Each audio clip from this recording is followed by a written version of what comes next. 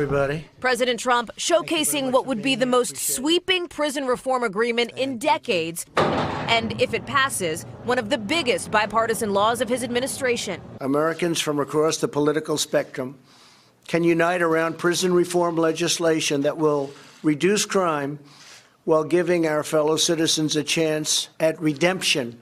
The deal would loosen restrictions on certain federal mandatory minimum sentences, give judges more discretion to sentence people who've committed minor crimes in the past, and extend a 2010 law that could help federal drug offenders serving disproportionately long sentences. We're just putting a lot of people in jail for a long period of time who I think need to be back out on the streets working.